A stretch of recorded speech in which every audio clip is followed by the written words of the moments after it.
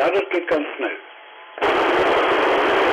Also ich glaube, die werde ich dann zum Rasenmähen irgendwie animieren oder irgendwie sowas, ne?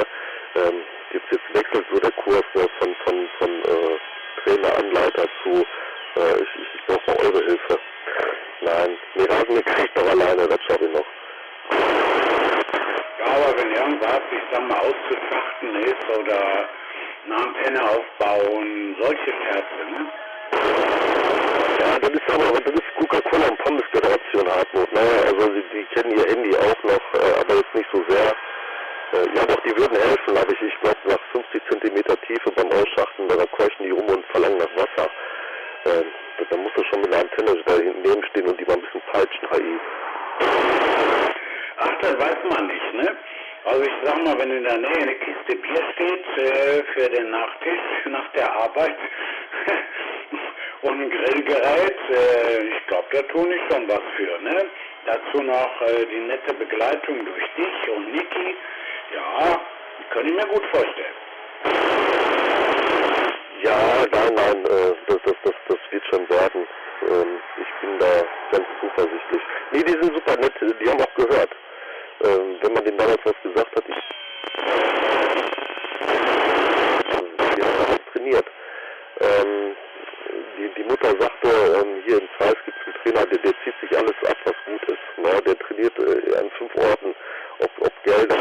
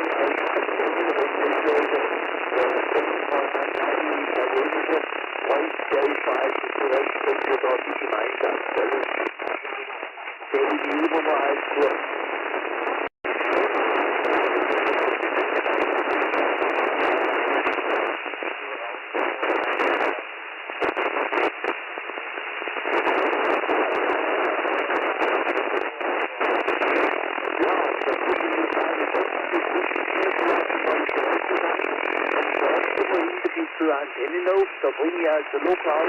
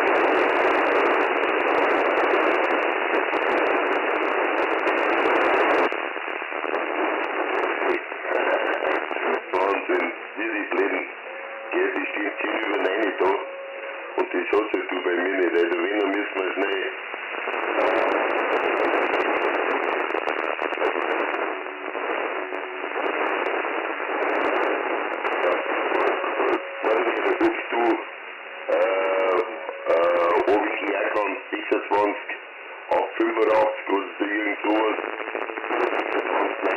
150, weiß ich nicht.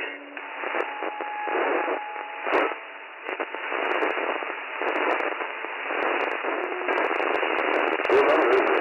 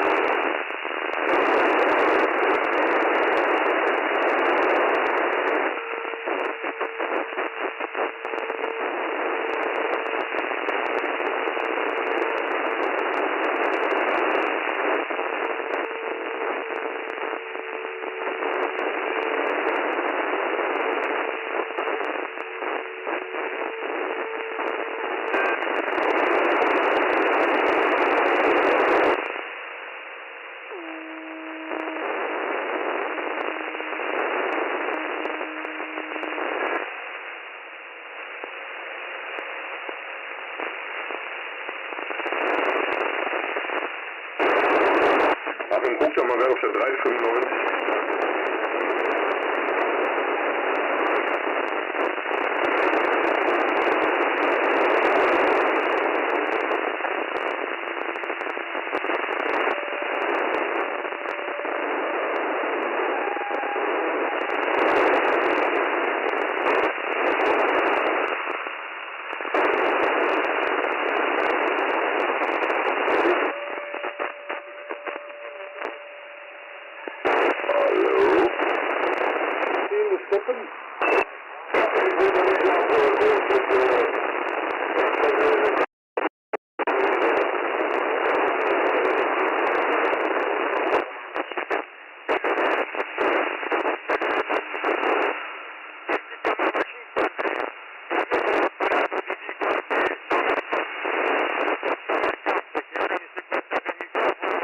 Io ci metto un altro microfono amplificato, ancora non sono pronto. Io racconto e tutto là. Allora non era del Casentino 53, non lo so. Comunque si dice e mi tornò in mente questa ottava rima che è la più bella di tutti. Vai Giorgio, rifletto per te. Fai girare.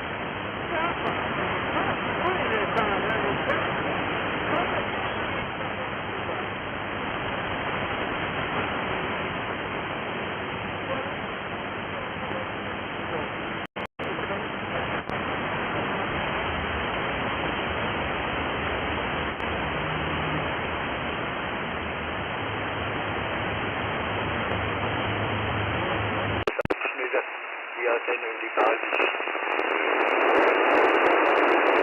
So ist die Kurzwelle im Bauer. Wahrscheinlich, das wisst ihr schon.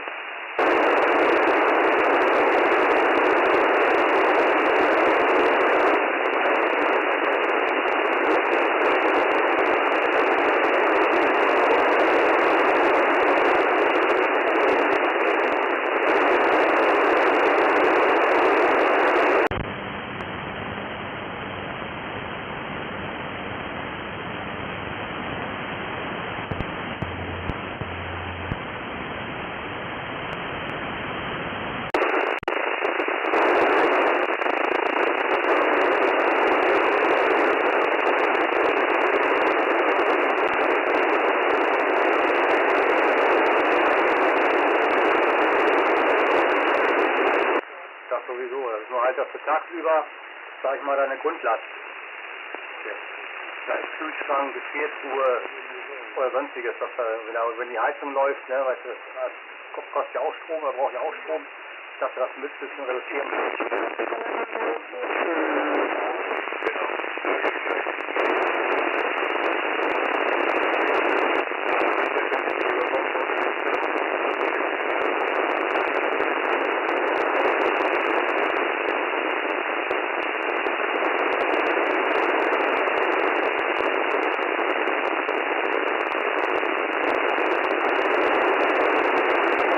Ja, richtig. Ja, aber sonst hat das ja keinen Zweck, wenn die verbrauchen ja Strom.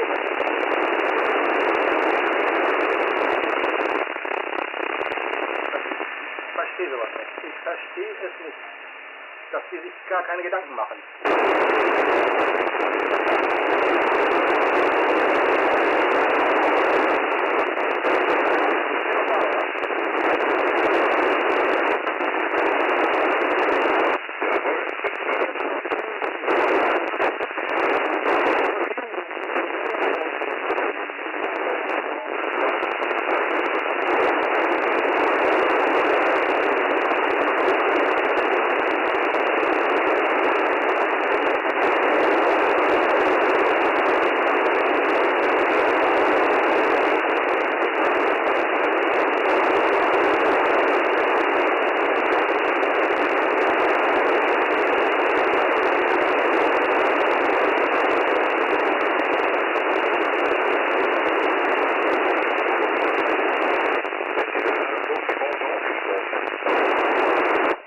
Ich sag ja, das vergessen ja viele, ne? Das ist es ja.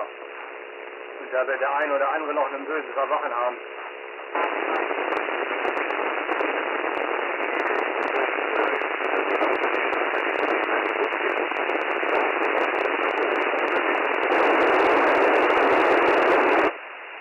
Ja, aber da kannst du nicht mehr diesen 800 Watt Balkon Solarzellen mit anfangen, dann brauchst du schon ein bisschen mehr.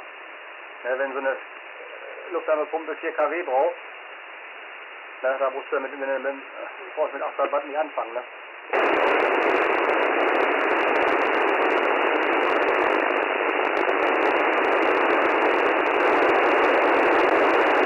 Ja, ich glaube, da brauchst du bestimmt 6 oder 8 Platten brauchst du da mindestens. Und das Ding ist ja auch so, nachts scheint die Sonne nicht. Und nachts, wenn du heizen willst, dann ziehst du Strom aus dem Netz. Oder du holst dir so eine 50 kW Batteriespeicher, kostet 15.000 Euro. Haben wir ja eingebaut in Hildesheim. 2x50 kW, also 100 kW haben wir da eingebaut. Das sind auch 30.000 Euro. Dann geht es schon wieder weiter.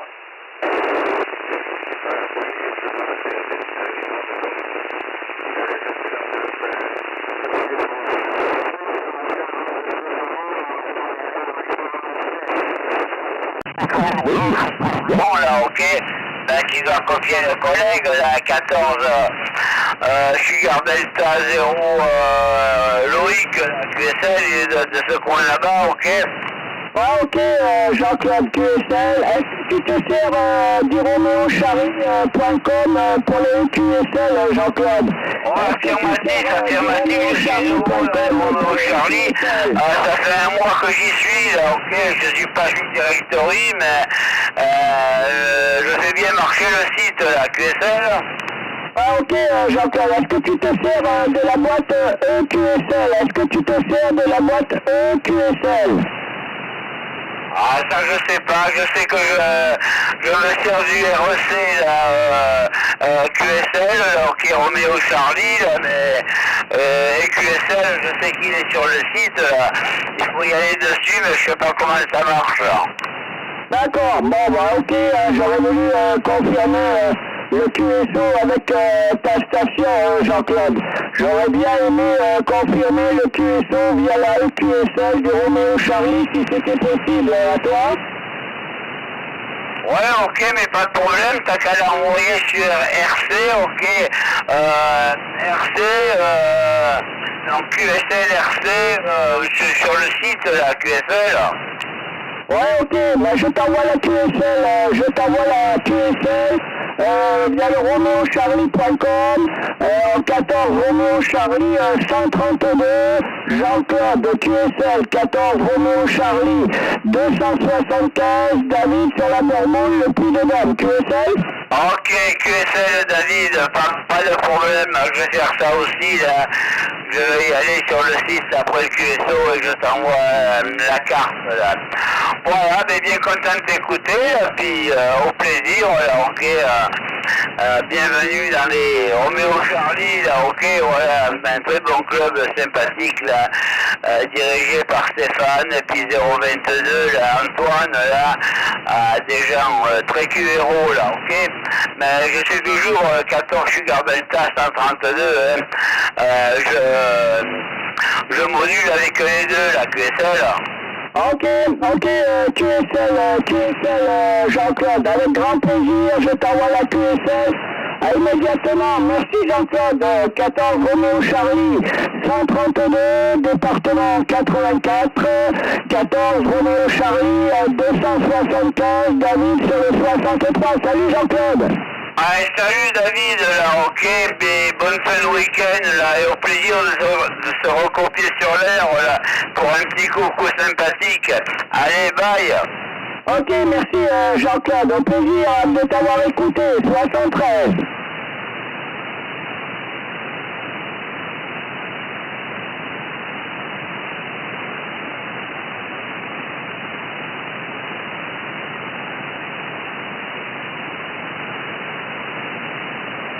Ok, 14 Roméo Lima, 10 Landry, hein.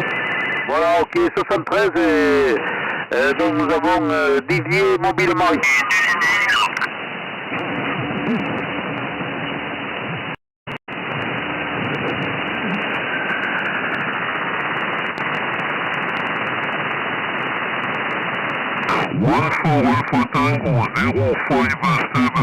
Focus, Beauty is calling CQ for French contest. QRZ. C'è l'intervento, chi era avanti? Encore une fois? QRZ? Je suis à 5 km de la ville de Grenoble, 5 km de Grenoble. Georges, c'est très très bon à Radio 25, et un signal entre 7 et 9 là, dans mon secteur là, ok Georges, retourne.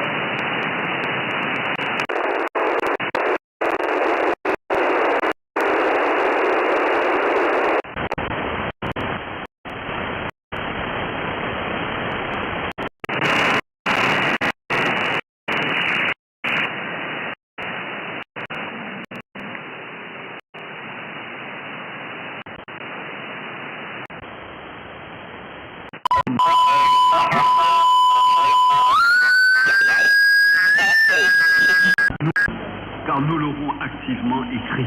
Écrire l'histoire de l'Afrique par l'émergence de fleurons économiques, c'est notre sujet cette semaine dans Éco d'ici, Éco d'ailleurs, qui a rencontré toute une série d'opérateurs économiques africains, une galerie de personnages. Nous serons avec Maktar Diop, le directeur général de la Société financière internationale, avec Paul Arietnar, le directeur régional d'Ecobank Marindien, représentante d'un fonds d'investissement américain, mais aussi avec un de ces 300 champions africains, Asnen Iridji, le patron d'Action, qui est à la pointe, entre autres, dans le secteur de l'énergie. Il nous parlera également de l'avancée du projet de grand barrage de Vouloubé à Madagascar. Et puis, lors de cette émission un peu particulière, nous allons aussi donner la parole aux champions de demain, ces jeunes, voire très jeunes, qui, dans leur coin ou dans leur tête, préparent le futur de l'Afrique.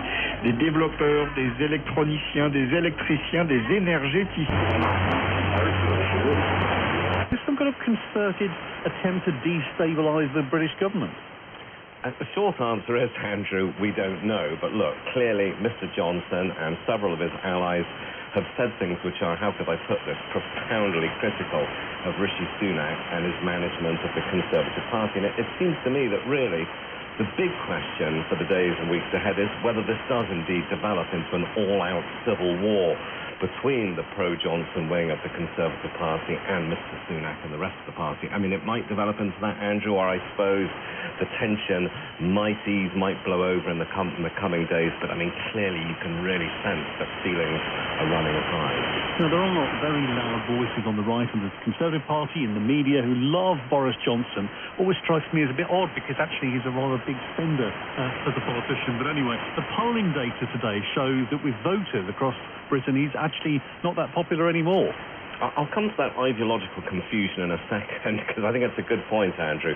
But absolutely, to take the last point, I mean, the problem with Boris Johnson is that he is now that most extraordinary of things, isn't he? He's unpopular, popular. And I think despite his hopes of some kind of a comeback, and I think he may be finished as a politician for the following reason, that he's lost that appeal, that extraordinary appeal that he had before Brexit of being a sort of a celebrity, someone who people, whether they were Conservative or Labour or whatever they were, they thought, we like that Boris Johnson. I mean, clearly he's lost that appeal to some extent. As for that ideological confusion, I mean, really it's something that the Conservative Party has suffered from ever since Brexit. It's that idea of, well, what on earth have we left the European Union for? Now, some Conservatives would like a smaller state, some would like a more interventionist state, some it was all about cultural reasons, cutting immigration, restoring sovereignty, and oddly, of course, he sort of embraced at times all three of those. And in terms of what happens next, as in many countries, Sunday morning is a big time for political developments in newspapers and on TV shows. Do you think there'll be more of this? Oh my goodness, yes. I think there's going to be more infighting, more grief. As I said at the start, I think it's a question of whether it really does develop into full-scale civil war. But I think you mentioned right at the start about these three by-elections, mini by-elections, and I think these are going to be very, very difficult for the Conservative Party and its party leader and Prime Minister Rishi Sunak, because he's somehow going to have to persuade the electors of this country that the Conservative Party isn't in total and utter chaos, because it kind of looks that way.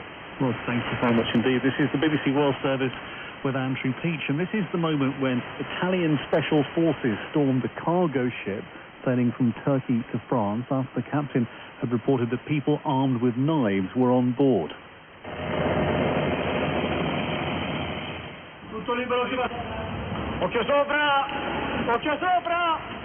Italian authorities have launched an investigation. Our Europe regional editor, Danny Eberhard, is here. This has all the hallmarks of a hijacking, Danny, is it? It certainly seemed that way, Andrew, from the footage we just heard a little excerpt of there. It was very dramatic. There was a helicopter hovering over the deck of this moving ship off Naples. There was people moving around the ship, heavily armed special forces with rifles and protective gear. According to the Turkish Transport Ministry, there was also a team of dogs to look for these migrants. Now, what it started it all was on Friday. The captain said he saw footage of two men with knives trying to get into the engine area of the ship. And the two men locked themselves into safe rooms around the boat. They raised the alert with the Italian authorities, and this operation ensued. The special forces took control of the ship. They took it into Naples, and the 15 migrants were disembarked. The defence minister, who's from the right-wing Italian government, called the people hijackers, but it seems less clear now, and the prosecutors are not talking at this stage of a hijacking. And those people are taken off the ship.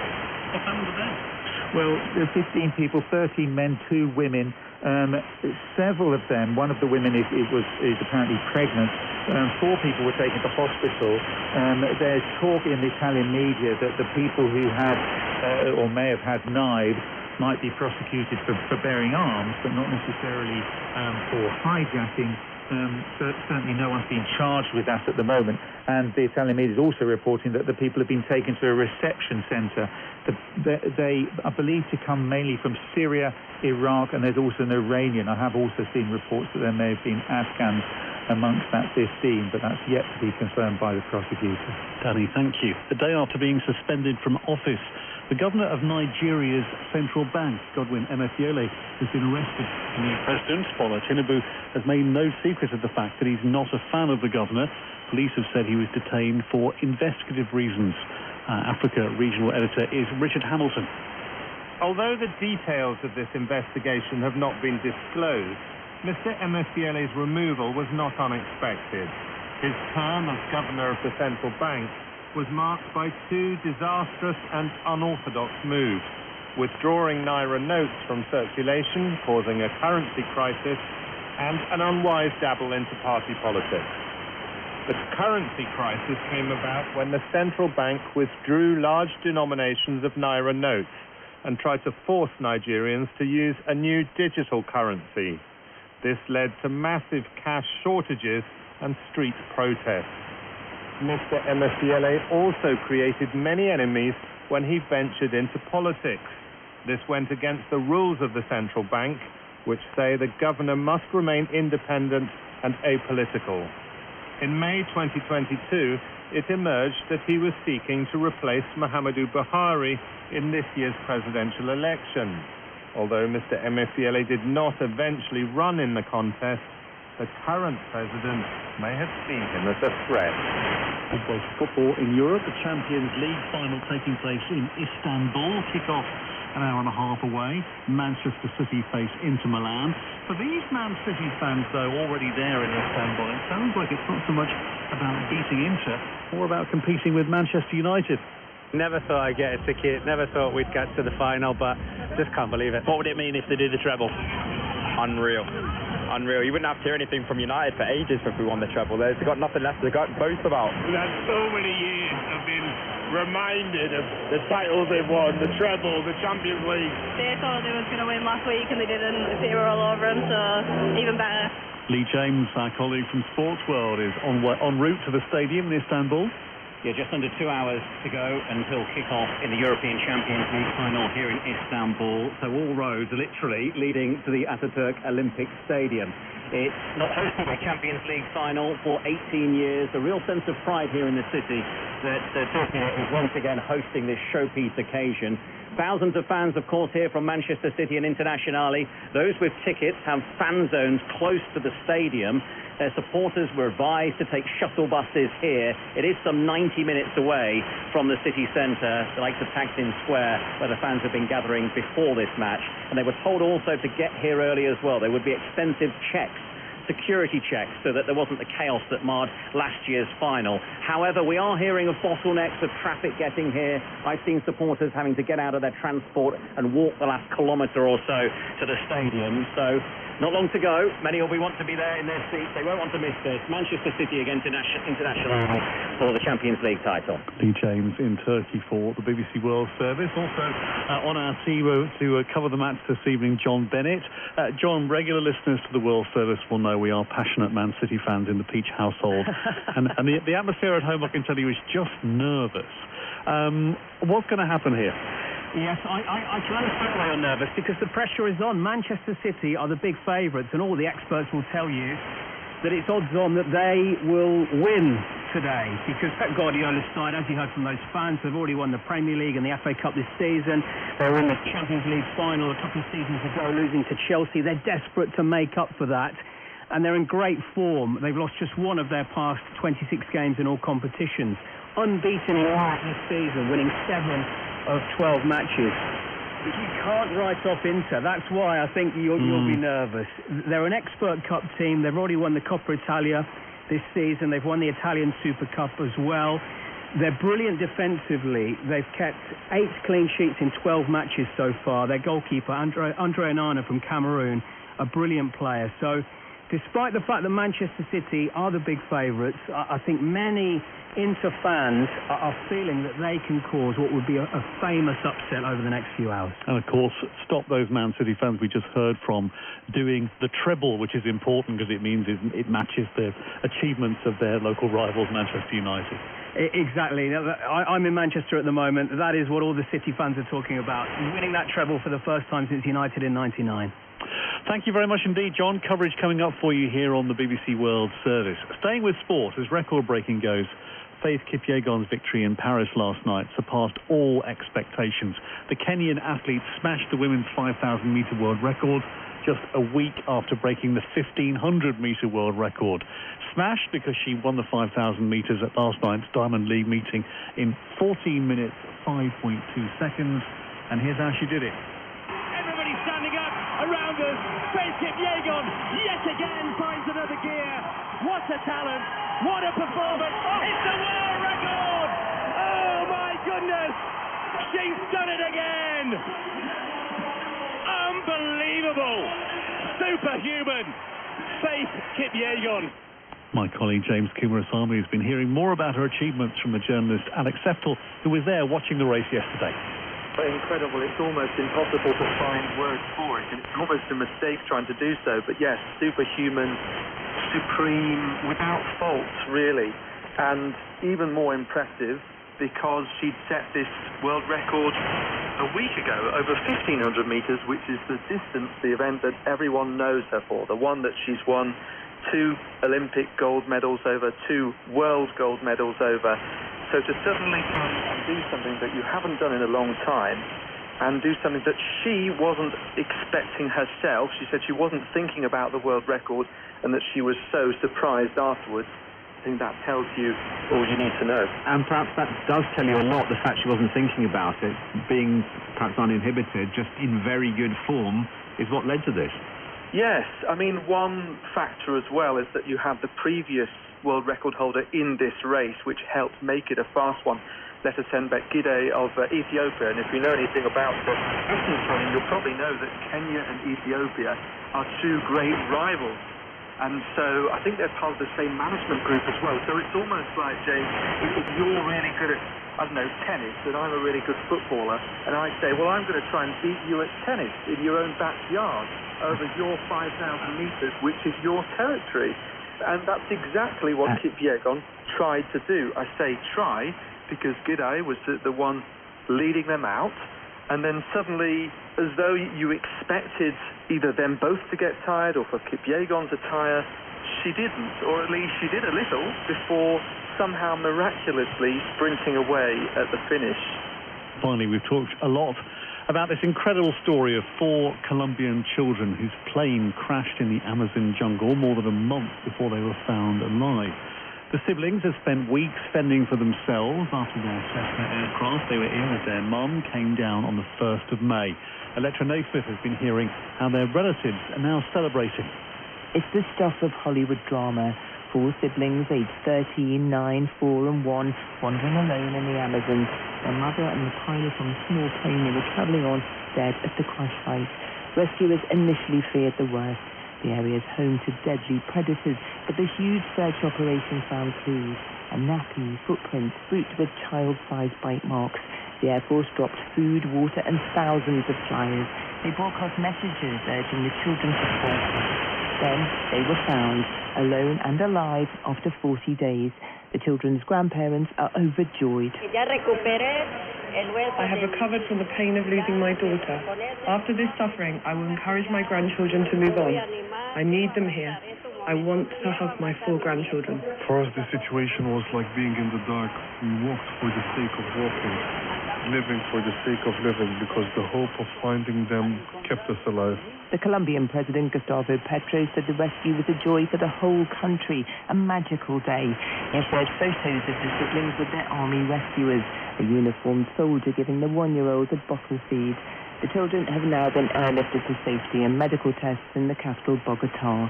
Family reunions await, and no doubt the media spotlight. There's more online at bbc.com/news. From me, Andrew Beach, and the team here in London. Thanks for being with us in the newsroom. This is the BBC World Service, viewing the world differently. How can you separate art from life? They are a window into our different worlds. It's an experience about connecting and making everybody a same bubble or little world you are creating. Transcending language and moving us all. Everything that we're doing is trying to tell the story. Art. One painting has always stuck in my head. Music. There's some bits of music, some chords that play on the heartstrings. Culture. Being in the moment, sharing and dancing and celebrating life. From those who have made their mark and those who are yet to. Because I was moving in a way, sometimes sliding or doing a little twirl. We explore them all. It's just something my body's always done that I introduced to heal myself, that my body needs. Art, music and culture from the BBC World Service. Hey people, DJ Edu here. Join me after the news for Best of Africa and meet two up-and-coming young rappers. Bobo Way from Benin, who's blending talking drums and hip-hop. And Dre R, self-styled girl rapper of Ivory Coast.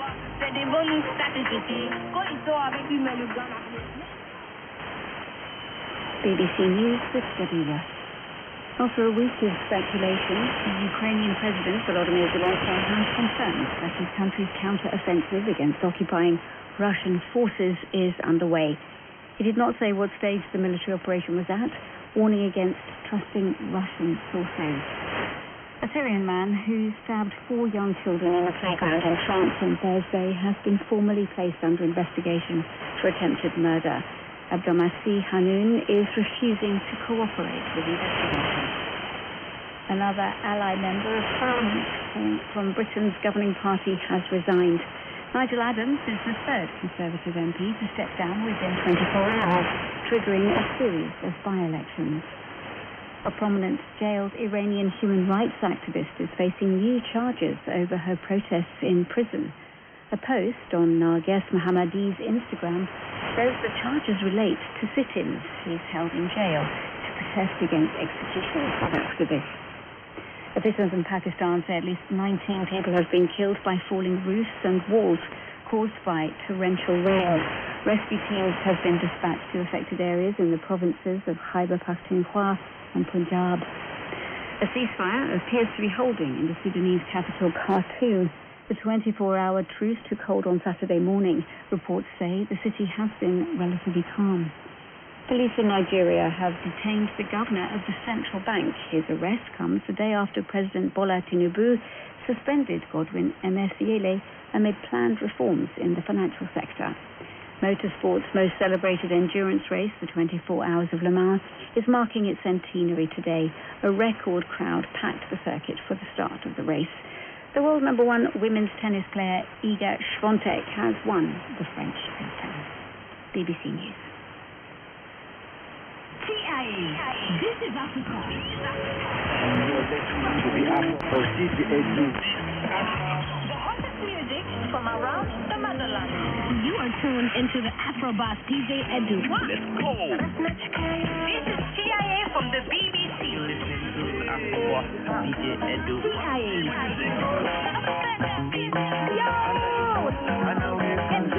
CIA. This is Africa. Greetings and a very warm welcome to you all. This is the home of African music on the BBC World Service, and I am DJ Edu, the Afro Boss, ready to share with you 10 hot new tracks from all across the continent to add to your playlist.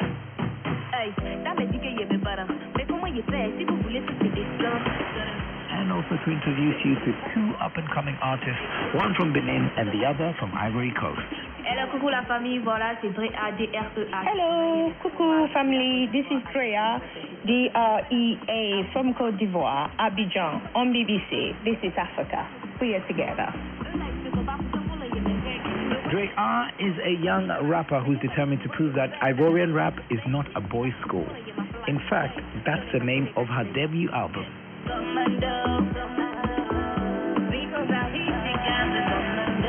Dre R made her name with her punchy freestyles, and she caught the eye of Sony Music, who signed her in 2021.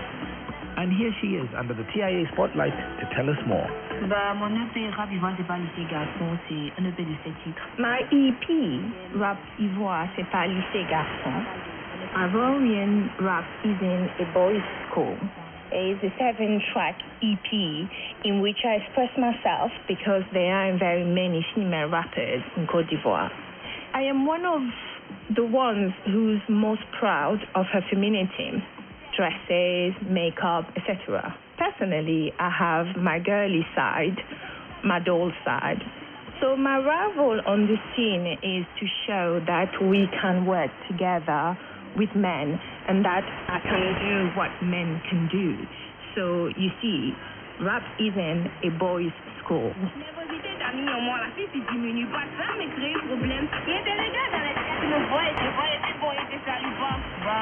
Freestyle, c'est depuis Boaké. I started doing freestyle in Boaké, posting them on social media.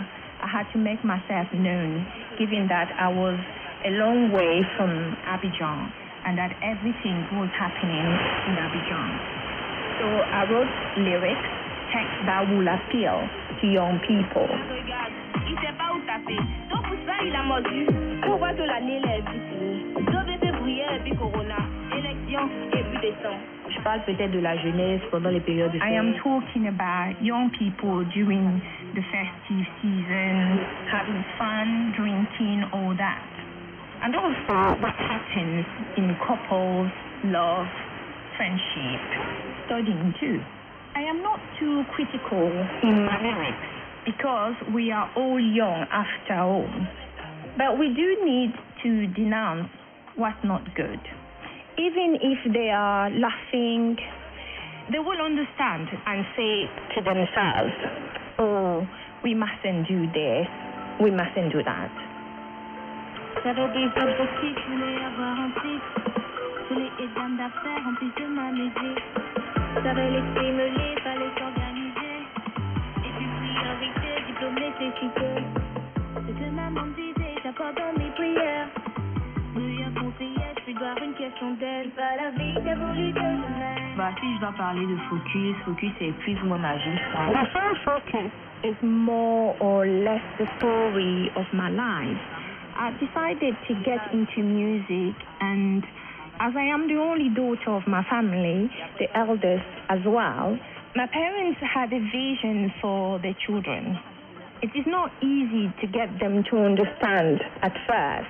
It is up to you to show them that you have chosen to make music and that you are continuing your studies and that you are managing to combine the two.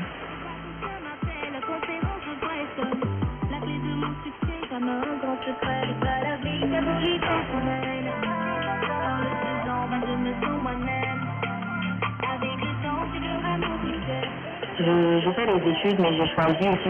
I have chosen a course that suits me and combines logically with music.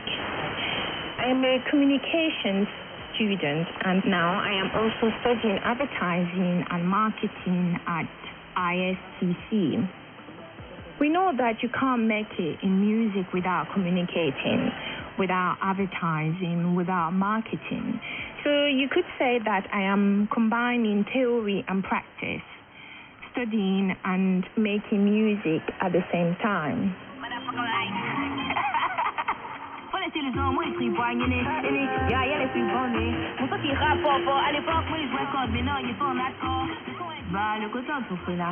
I have my entrepreneurial side too. So the little money I have got, I try not to waste it. I try to invest it. That's why I also have my bags and shoes boutique, which I have just relocated to Abidjan.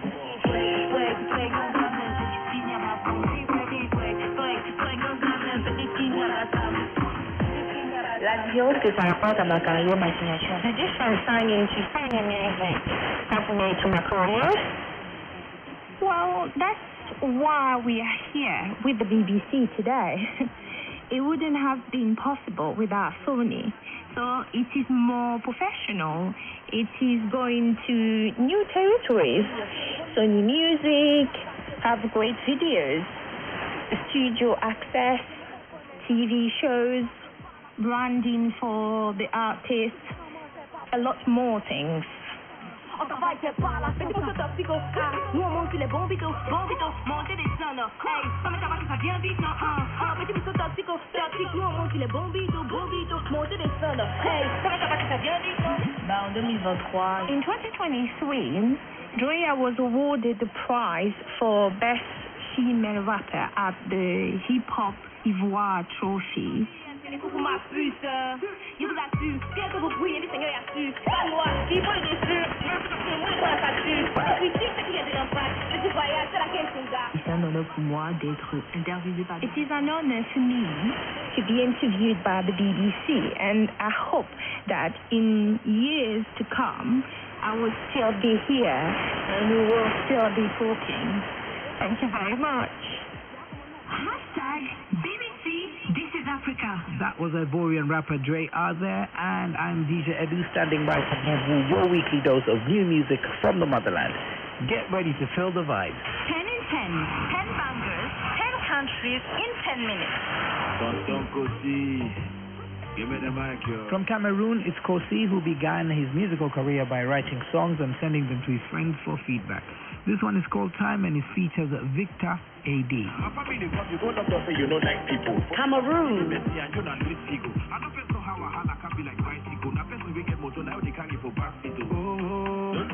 No time, yeah. I got money to buy car bread, I don't see by time, no time, yeah. You know fine, yeah. No time for your blah blah blah. See them up shopping like a mupata. You know fit up for me, so me I go for that. You just want me to do the you can get the for me, down to the police, mama. I know get them to wait. Have me the mama for me, when the mama. After releasing his 17-track album in 2022 titled After the Storm, it is Alison Pike Shao from Angola with his brand new single Mestre du Traza. Angola.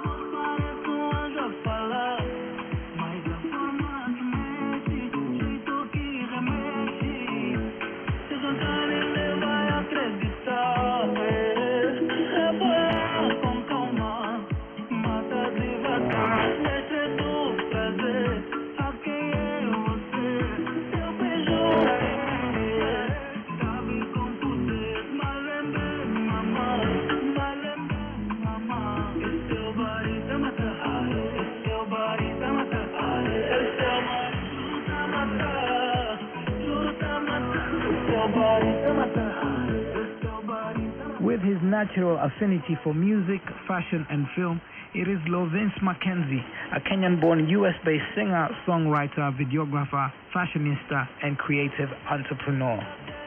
This one is called I Know You Know. Up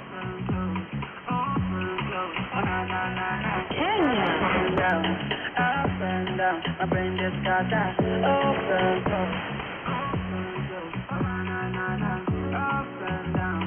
Up and down, my brain just got that. Am I ride or die, you know, and I don't know. Before I die, you know, I want you all night long. In my mind, I know, you know, I don't bend low. You know, you make my mind go low. Up and down, na-na-na-na.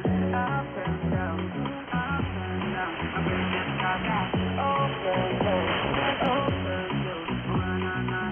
A fresh new Amapiano banger for you from South Africa, courtesy of Mass Music, Dali Wonga, featuring DJ Mapuisa and Kabza De Small. This one is Gangnam Style. South Africa.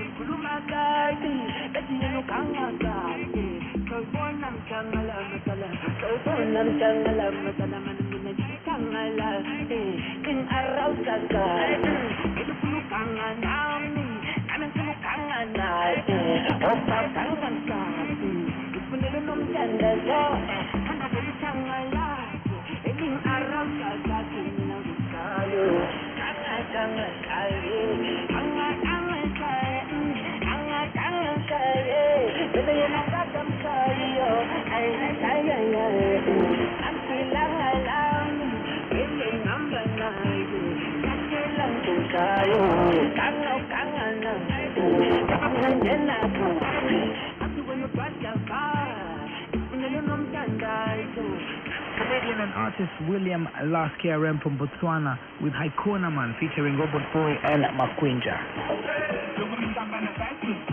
Botswana.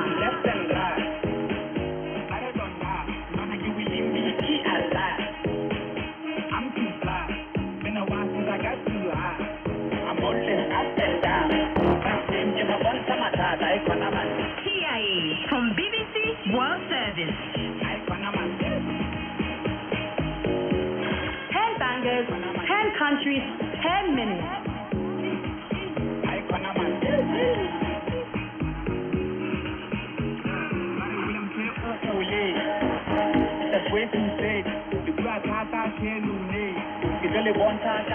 Afrobeat sensation Ashake, whose album is expected in June, treats us to this track Amapiano, which features Olamide, representing Nigeria. Nigeria.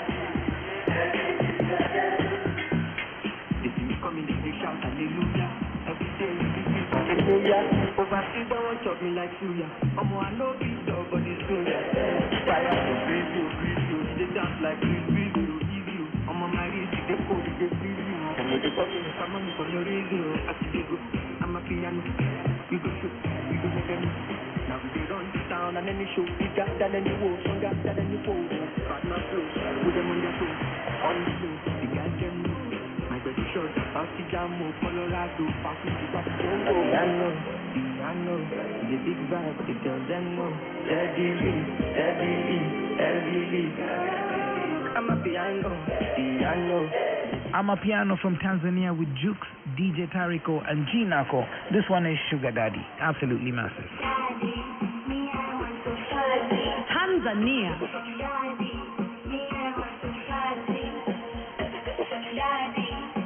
Pour nous permettre de lancer maintenant la réalisation et la construction de ce projet.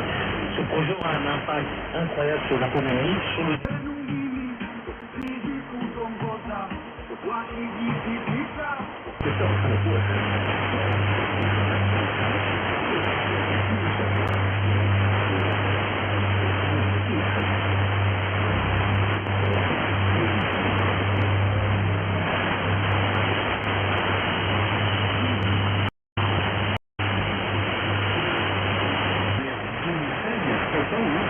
à l'issue d'un appel d'offres pour réaliser ce barrage. Pourquoi est-ce qu'il a fallu aussi longtemps pour s'imaginer le financement de ce projet? On sait pourtant que l'urgence électrique, elle est là, malgré ça. Alors, dans les projets d'hydroélectrique, il y a 3 temps. Le premier temps, c'est le temps des études, les études géologiques, les études physiques, les études au niveau de l'environnement, au niveau du social, et c'est des lieux.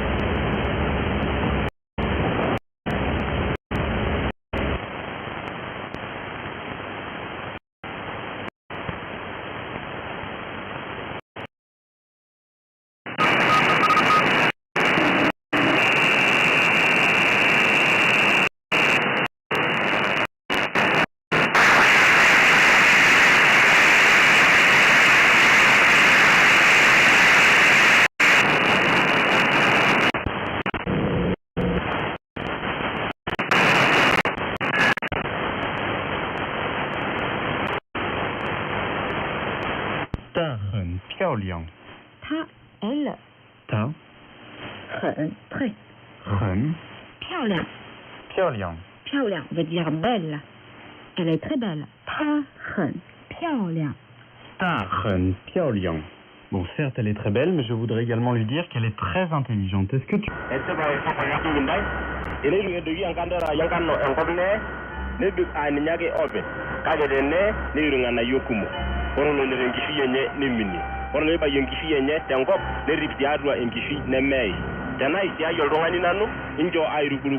Looking at the warming of relations with Iran, especially for U.S. interests. The United States has a huge importance because of its energy and also because of its positioning for global trade. There are two world major maritime choke points in the Middle East. One off the coast of Yemen, the Bab el-Mandeb. The other one in Egypt, the Suez Canal. Those are essential for the continuation of global commerce and supplies to the United States. Free trade is an idea that underpins the liberal world order that benefits the U.S.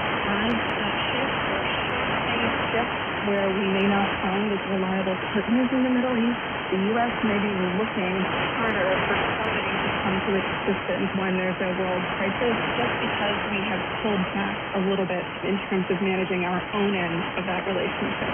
All right, well, speaking of the Abraham Accords and the potential for normalizing relations between Israel and Saudi Arabia, just like Israel did under the Trump administration between Israel and Morocco, Israel and Bahrain, and the UAE. prospect in your view? Which indicates that one of Riyadh's conditions for normalizing ties with Israel is developing a civilian nuclear program, although they don't want to say that publicly. What do you think is going to happen in that realm? Is there a timeline? Is it just a matter of time that this will take place? There's also political considerations. I imagine President Biden would like to see a relationship and normalization through his re-election campaign. It's hard to say. The Saudis stated publicly that they will not abandon the Palestinian people. When you look at the reaction to the Abraham Accord, the largest criticism from within the region leveled against the summit is that their biggest piece of leverage against Israel through the Palestinians was removed because it was the diplomatic relationship and normalization of ties to Israel, which previously had been predicated on resolving the Palestinian issues. Saudi Arabia has said that it would not meet them.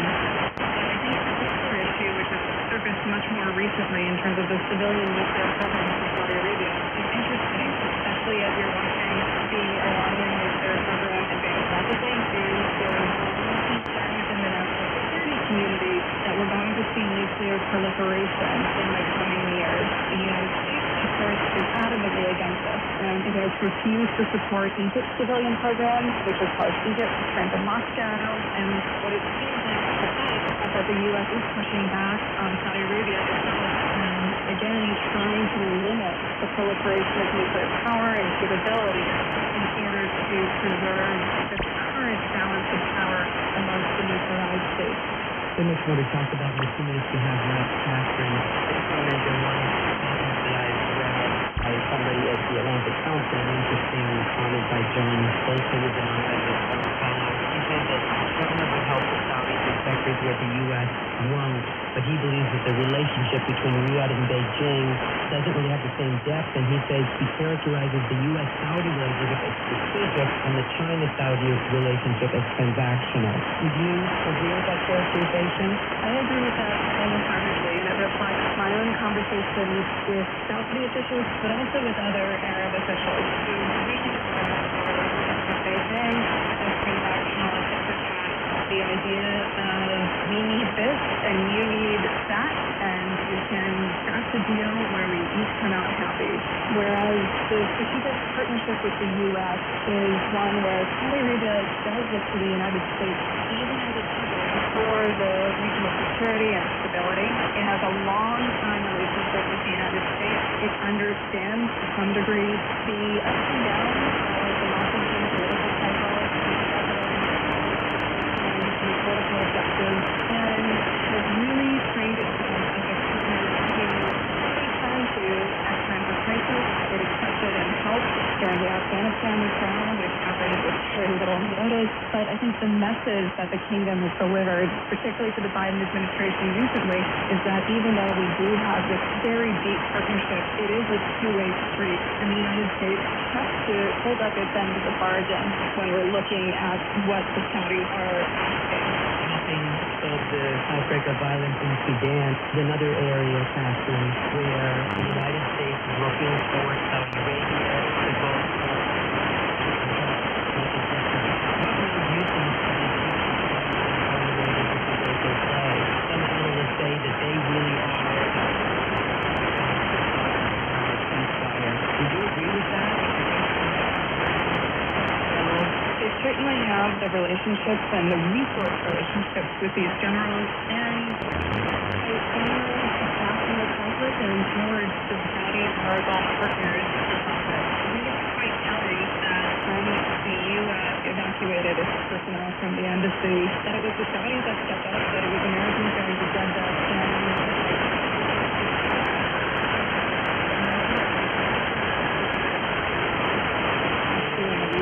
to do what was necessary for its own citizens. So as we're looking at this conflict broadly, it's a reflection on what the U.S. in the region looks like today, but also the ability of the Saudis and other Gulf partners to help shape the decisions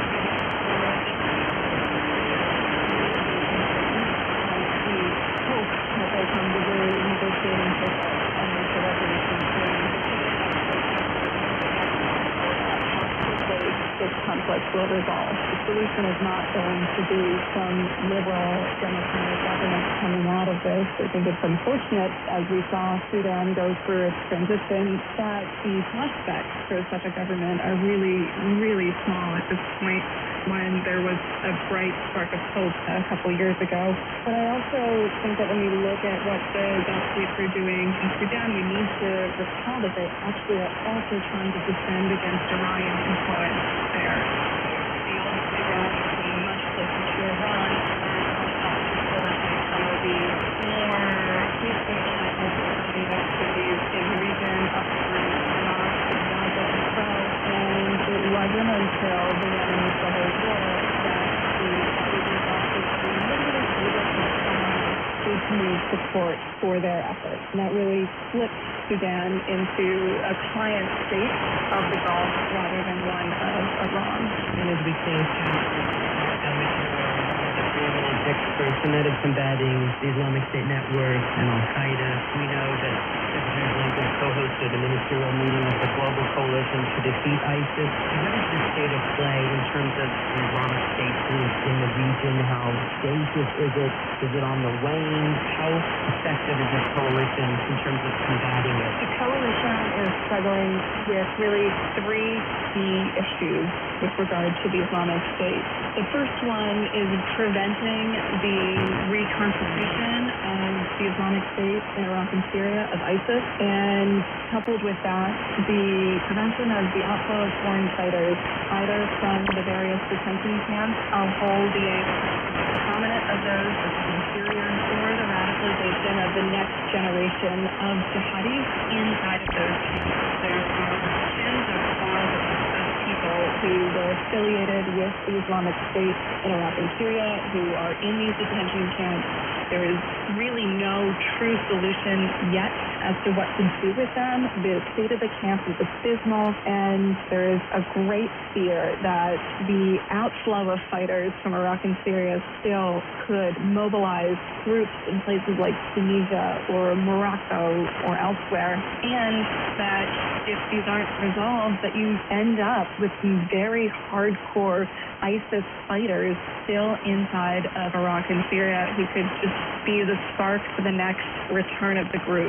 The second big issue is the expansion of the Islamic State and Al-Qaeda inside of West Africa in particular, but really the strengthening of ISIS and Al-Qaeda across the African continent.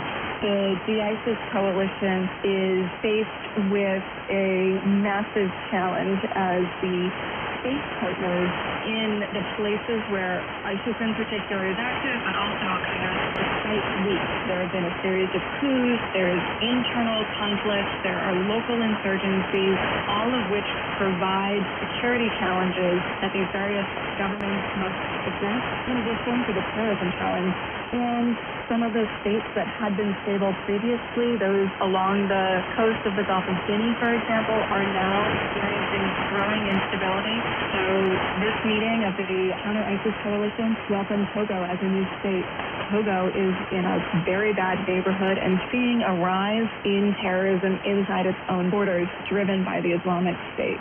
And then, of course, the last challenge, which is Afghanistan, and the fact that there is an ongoing concern that it will return to be a terrorist safe haven. The Islamic State Khorasan inside of Afghanistan is continuing to expand. It is growing. It is developing at least regional attack capabilities and has the intent, at least, to attempt transnational attacks against the West.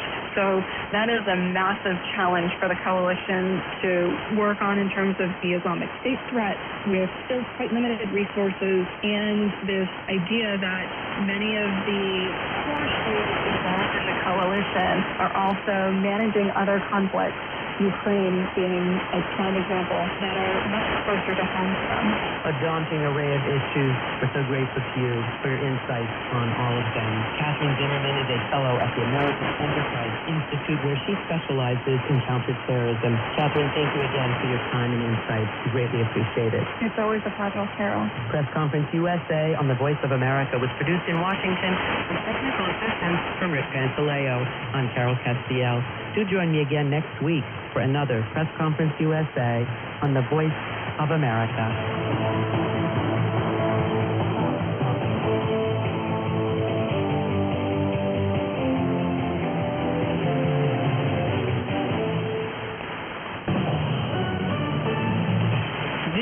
VOA News, I'm Diane Roberts. U.S. prosecutors unsealed a 37-count indictment against Donald Trump on Friday, accusing the former president of listing some of the country's most sensitive security secrets after leaving the White House in 2021. The federal indictment said Trump mishandled classified documents that included information about the secretive U.S. nuclear program and potential domestic vulnerabilities in the event of an attack. In addition, the charges say Trump also discussed with his lawyers the possibility of lying to government officials seeking to recover the documents, stored some documents in boxes around the toilet, and moved others around his Mar-a-Lago resort home in the U.S. state of Florida to prevent them from being found out. Trump is due to make his first appearance in the case in a Miami court on Tuesday, one day before his 77th birthday. Ukrainian assault brigade published footage on Saturday it said showed offensive operations near Bakhmut. The brigade claimed it killed 2 Russian soldiers and hit an ammunition dump. Reuters was not able to independently verify the location of the video or the date it was filmed. The Russian Defense Ministry said on Saturday that Ukraine's forces have continued unsuccessful attempts in the past 24 hours to launch attacks south of Donetsk and in the Zaporizhia regions, as well as in the area of the eastern city of Bakhmut. Reuters was not able to independently verify that application or the situation on the battlefield for either side. The suspect in a knife attack in which 4 toddlers and 2 adults were wounded in the southeastern French town of Annecy on Thursday has been placed in detention, the local prosecutor said on Saturday. She said the Syrian refugee is under formal investigation for attempted murder and resisting arrest with a weapon. This is VOA News. Canadian wildfires are easing from earlier this week, but changes in weather patterns could bring hazardous conditions back to the U.S. AP correspondent Jackie Quinn reports. It was a week of misery for many who live in the smoke-filled Northeast, especially those with breathing problems. But shifting winds are helping the smoke blow out to sea in the mid-Atlantic, says the EPA's Director of Air Quality Assessment, Chet Whalen. The good news is it's starting to clear up in some of the northern parts of the country. I'm hoping that in a few days it'll clear out down here in the mid-Atlantic area as well. He suggests that people use their app and website airnow.gov, which pinpoints the air in your neighborhood based on zip code. You can actually take actions to protect your health in real time. He says people should review the color coding and the number of pollution particles per cubic meter to help determine if they're at risk. I'm Jackie Quinn. 4 indigenous children who survived a plane crash and wandered for 40 days in the Amazon jungle have been rescued and are receiving medical care. AP correspondent Karen Thomas has that story. Photos provided by the Colombian military show soldiers standing for support on the gunman. No details were released on how the 4 siblings, aged 13, 9, 4, and 11 months, managed to survive on their own for so long.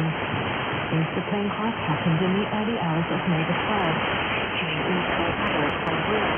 The announcement of their rescue brought a happy ending to a saga that has captivated many Colombians. President Gustavo Petro celebrated the news.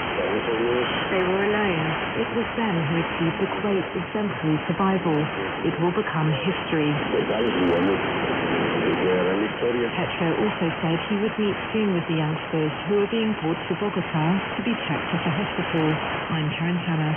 A rare Buddha statue estimated to be from 12th century China and part of a set thought to have been lost will be presented for auction in Paris on Tuesday and is expected to fetch $1 million. The piece is a very rare wood figure of the Guinyan Bodhisattva, a full-work auction house. The head of Chinese art at that auction house said not many pieces like this have survived outside of museums. Period in China, it came out of China during a period of time when China was at turmoil, was in turmoil, and many of these wood figures were destroyed at the time of the and this is one of the few that has survived. The figure was last openly concerning the town's nearest suburb, who wishes to remain anonymous. They were unaware of its value until they called for an estimate. I'm Diane Roberts, VOA News.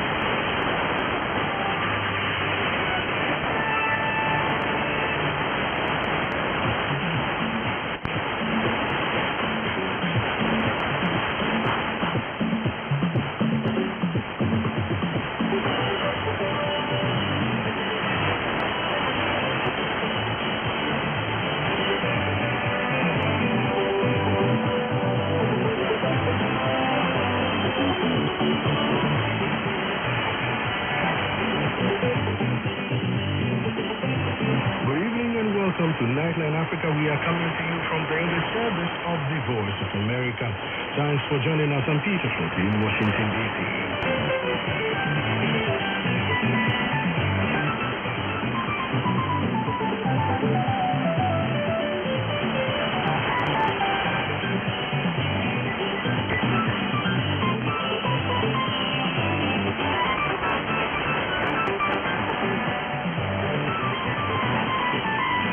Zimbabwe's government confers national hero status to late nationalist Ndabanenge Sithole Saturday. There is no way that it cannot be an election gimmick. One asked, why was it done long ago? Why now, 2 months away from the election? Sierra Leoneans are rejoicing following the election of the country to the UN Security Council as a non-permanent member.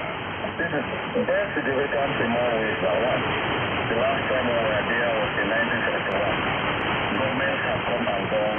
We have not been able to achieve that. And a Gambian lawmaker calls on police to stop the death palace by the government of President Adama Barrow. I'm very worried and I'm very concerned about the trend of the Gambia government's borrowing. I would say reckless borrowing.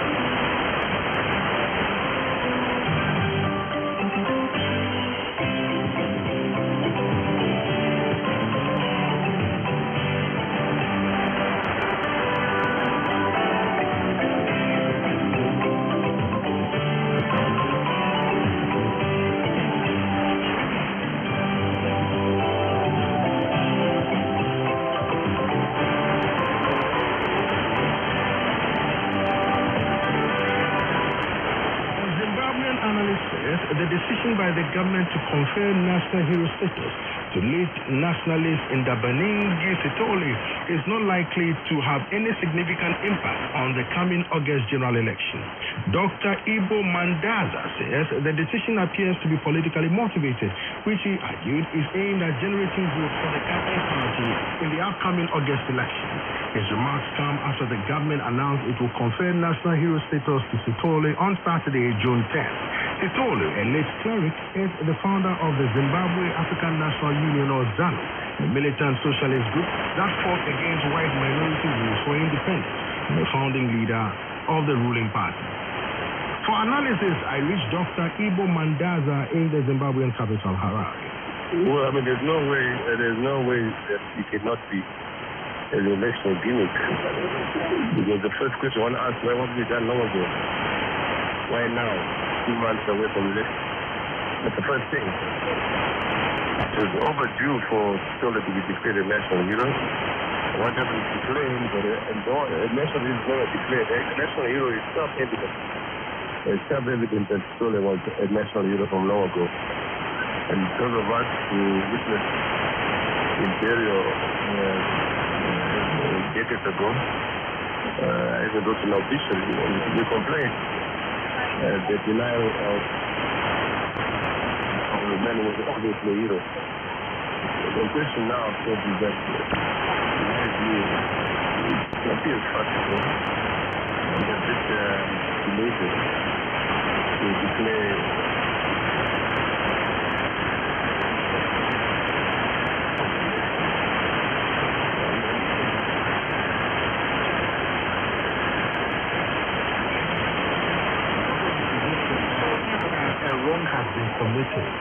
to be corrected. And the move the president is making is a good move that a nation should celebrate its heroes, like Mr. Petone. What do you say to that? Well, so I did an event, what was very good event here. You know, it's not that fun. But that's our answer moment. It's not the grandeur that the country is such a new way. Because we've done that is experience here. It's something that should be well prepared. One could have done it on the national, week in August, So all that adds to the suspicion that this is national gimmick, regrettably. But how are Zimbabweans on the ground responding to this announcement by the government? It has gone without notice, really, largely. The only thing that has resonated is that the millions of it, whether it's a gimmick or not. Otherwise, it's come unnoticed. Do you foresee this having any impact? No, there's no impact at all. And there's no impact. Perhaps all the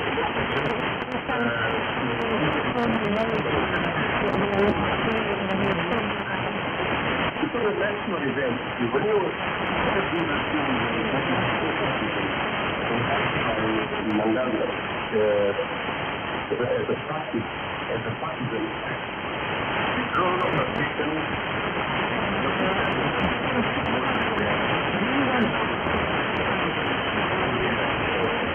Dr. Ibo Mandaza is a Zimbabwe analyst. He spoke with me in December 2000.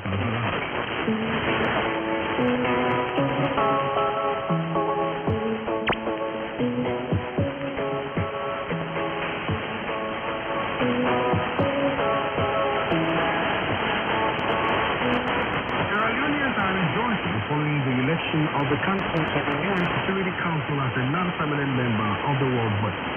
After 63 years after, the country received an overwhelming number of votes to become one of two African representatives of the World Body. Information Minister Mohamed Rahman Soare says the election is a culmination of President Julius Maada Bio's commitment to strategically position the country in the international community. It is a victory for all citizens, irrespective of their political preferences, he added. Meanwhile, the president has stepped up his campaign in readiness for the coming June 24 general election. Incumbent President Bio is seeking a second and final 5-year term. Information Minister Mohamed Rahman Soare tells me that Sierra Leoneans are proud of the election to the UN role and equally confident that the coming elections to choose new leaders will be peaceful.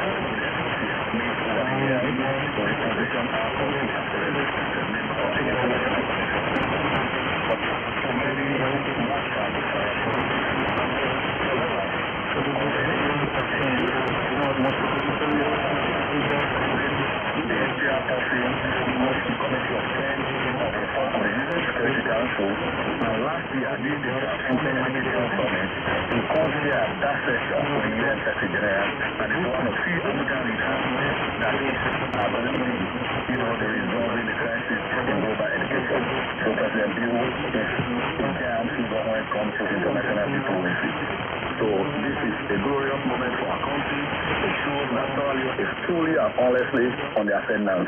How are the people reacting to this news? This is another round that been roundly celebrated by Sierra Leoneans across the political divide. They all acknowledge President Bio has dared where others have feared. He has succeeded where others have tried without much success. So this is a crowning glorious achievement for our country. Well, I understand the president has also stepped up his campaign ahead of the June 24th.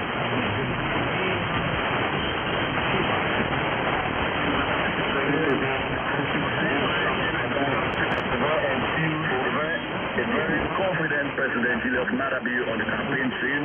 He has literally been to every nook and cranny of the country, and in many of these communities, it is they who have been recounting the kind of achievements his government has made in the last 5 years in extremely difficult circumstances of the twin problems of the Russia-Ukraine war and of COVID. So in many communities, it's been testimony moments.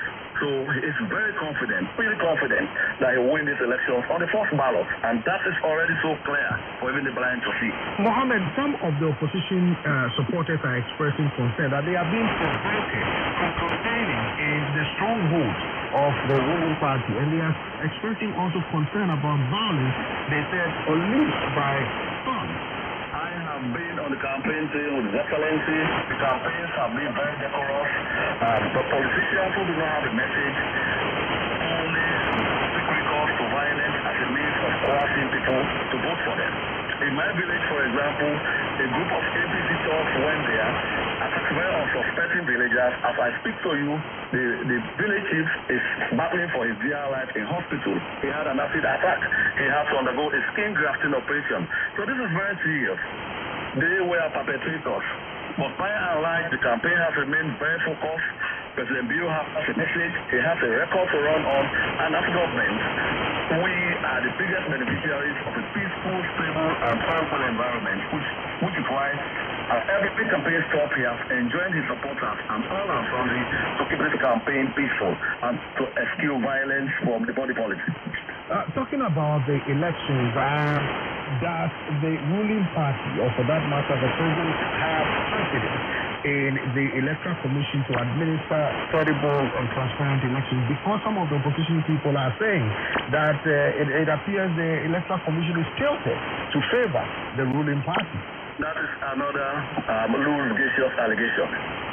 We went into the 2018 elections with everything skewed against us. We did not need all of this paraphernalia to win the elections. He won it with all the odds against him. So now that he's been here in 5 years, he does not need any special favors. He simply wants a free, fair, and credible elections.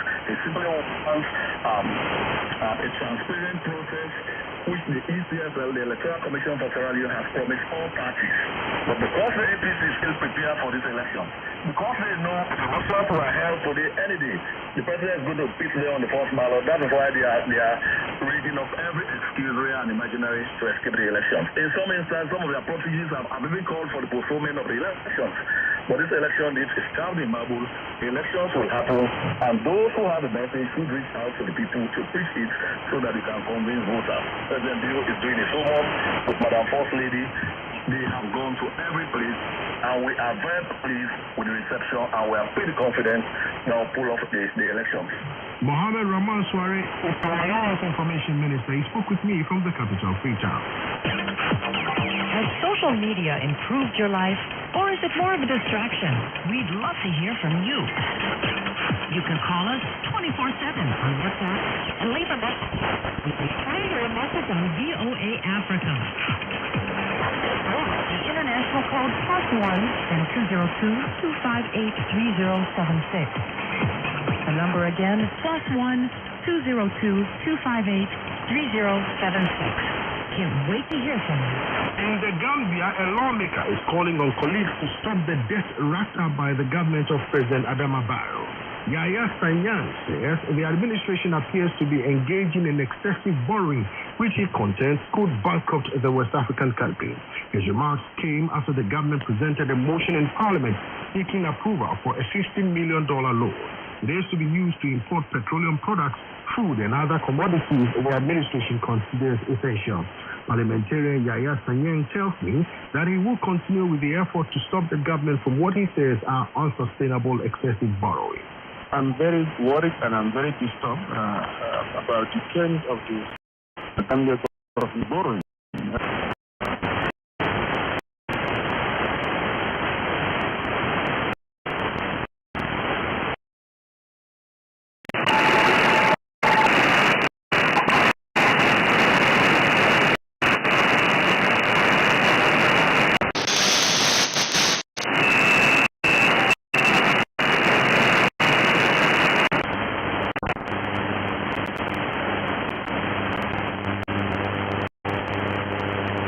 funéraire comme un fertilisant vert. L'université Mohamed VI, donc c'est des recherches sur son projet. Vous en êtes où? Quel niveau? Boris, the senator, where he had they're really stolen documents. He had absolutely no right to have classified documents. They're in his garage next to a car, and I don't see the outrage in the press. I don't see. Moderniser, ou allez, on va le dire, occidentaliser les méthodes ukrainiennes par la création d'un corps de sous-officiers, par exemple. 来扩大太极的影响力。曾經隻卡自己都係北京運，大家從可係重電控制立幣，大家要咩就知要運，停車啲唔費。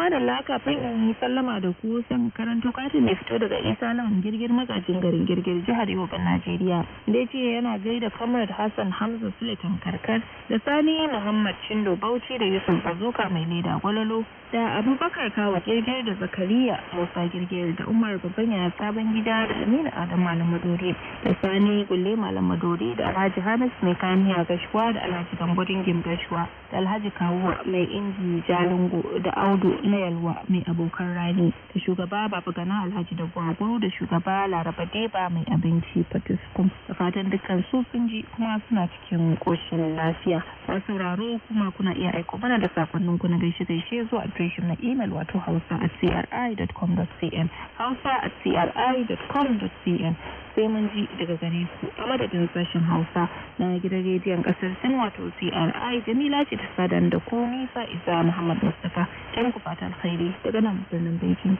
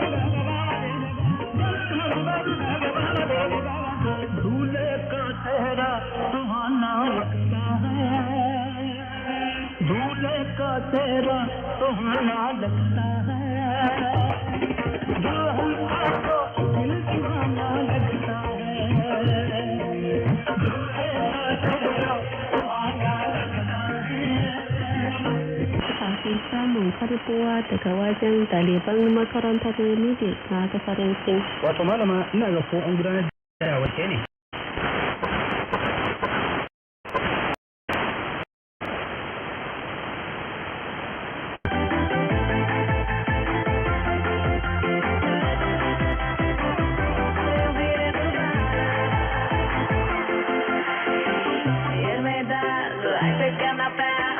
To 10 times more heat energy in the home than you are by burning the hydrogen.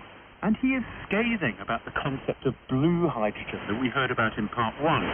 The hydrogen that's produced from fossil fuels with the resulting carbon dioxide captured before it can enter the atmosphere. Blue hydrogen is really the invention of the oil and gas industry, and the term's been around for well under a decade. Unfortunately, it's not that easy to capture carbon dioxide. It's a little bit better than gray hydrogen, but not by much. It still has a really, really big greenhouse gas footprint, larger, in fact, than if one were to simply burn natural gas. Andy says it's not true that hydrogen itself has no effect on the atmosphere. Hydrogen, when it leaks to the atmosphere, does contribute to global warming. And that's because it changes some of the atmospheric chemistry. It makes methane last longer in the atmosphere than it otherwise would, so it amplifies the warming from methane. Some of the hydrogen reaches high into the atmosphere, into the stratosphere, where it's oxidized to water vapor, so it contributes water vapor to the stratosphere, and that contributes to global warming. We want to use as little as possible and use it as effectively and as efficiently as we possibly can. So why does he think hydrogen is the subject of so much excitement at the moment? It's being incredibly hyped by governments and by industry. If you look at where that's coming from, it's coming from the big oil and gas. This idea that we'd use hydrogen for heating has only been around since about 2018 or so the last 4 or 5 years. And the messaging started with a group called the Hydrogen Council, which was established in 2017 by big oil companies. And they've promoted it very, very heavily to politicians, to the press, and to the public. Why are they promoting hydrogen? This seems an odd thing for big oil to do. Well, I think there are 2 reasons for them to do it. What they're actually promoting at the moment is that we continue to use natural gas, and we continue to use the natural gas pipeline distribution system, but we start to blend hydrogen into that. And then they suggest that perhaps eventually, without ever specifying what they mean by eventually, it'll be all hydrogen. The current pipeline systems aren't meant to handle hydrogen. They might take...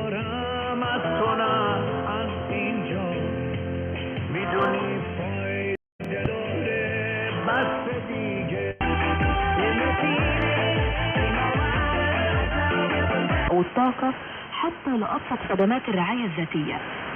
هذا هو الوقت الذي يجب فيه على العائلة والأصدقاء التدخل وتقديم المساعدة.